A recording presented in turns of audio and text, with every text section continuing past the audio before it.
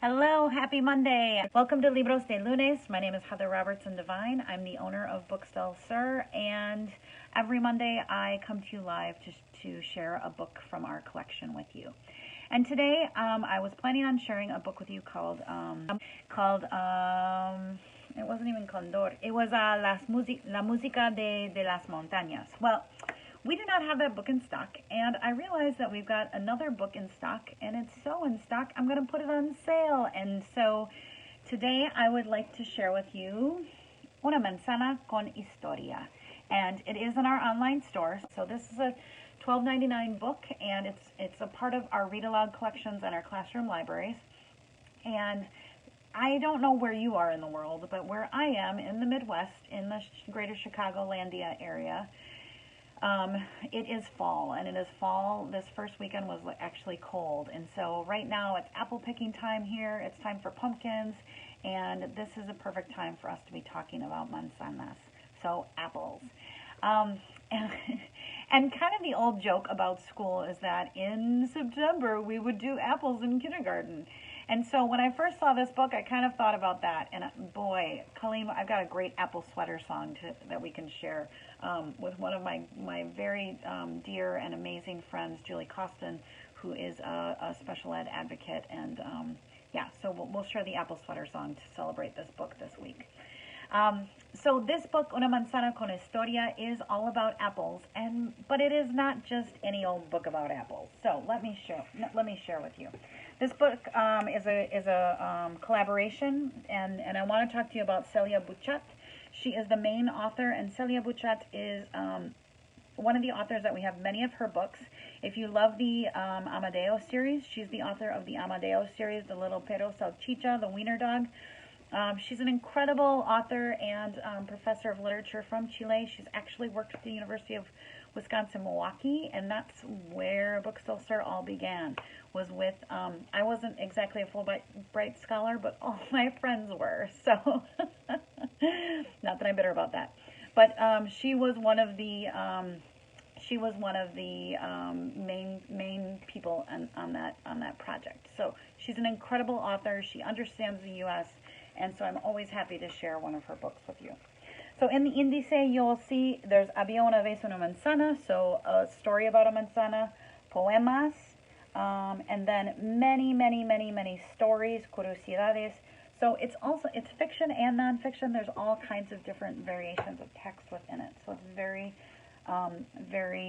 robust and lots of things that you could pick out from it. So I would encourage you to use it for a read aloud or a small group instruction based on whichever standard or genre or concept that you're teaching. And so there are many that you could choose from here. So Había una vez, it's a story, and then there's different poems. The first poem is Las Manzanas del Sur, kind of like Books del Sur, so that's pretty amazing. And then there's a haiku, and then there's another one about semillas.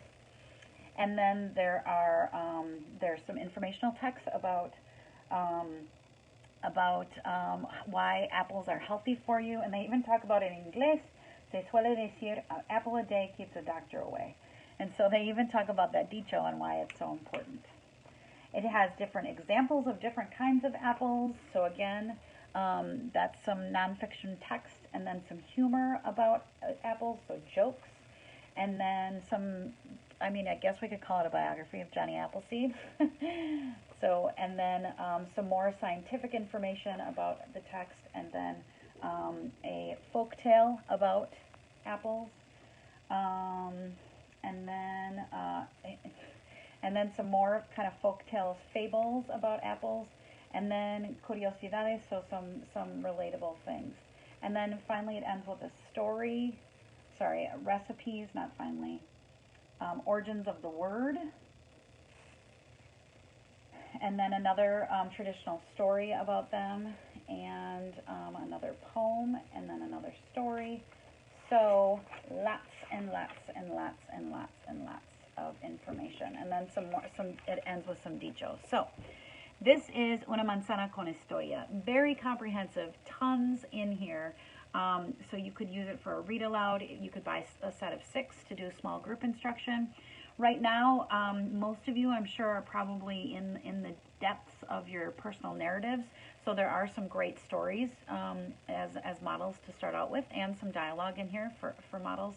But there's also some great poetry if you have some time to fill in that, and then also some great nonfiction text about apples and their origins and things like that. So lots for you to support your classroom instruction with.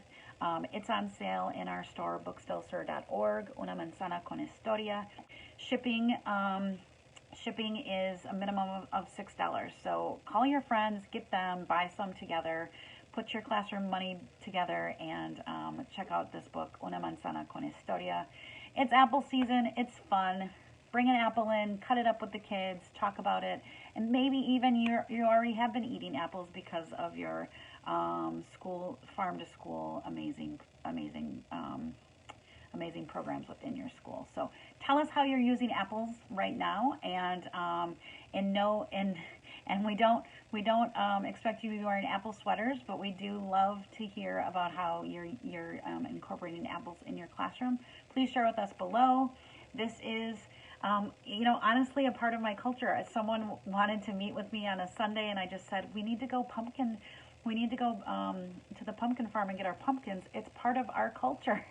And it totally is, and so are apples right now. The apples are in season, and let's celebrate it.